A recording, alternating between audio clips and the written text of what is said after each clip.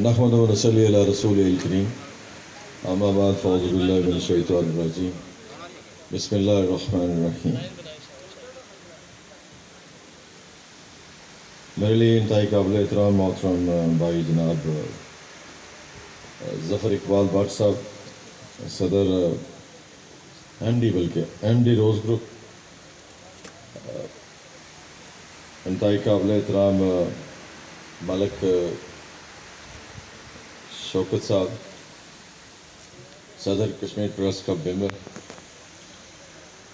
جناب راجہ اظہر اقبال صاحب، director general information department,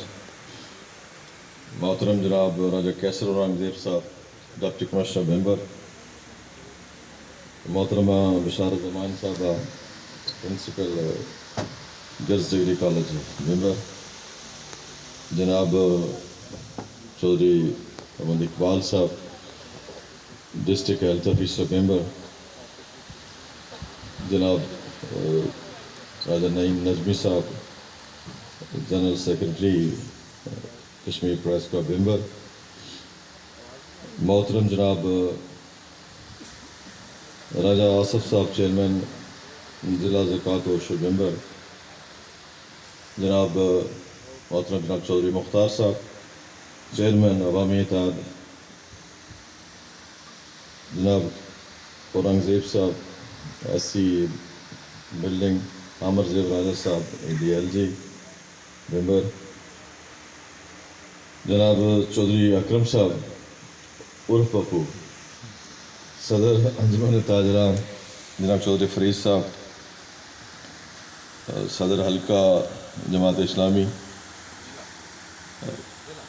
ضلع معذرت چاہتا ہوں ضلع ممبر، انتہائی قابل احترام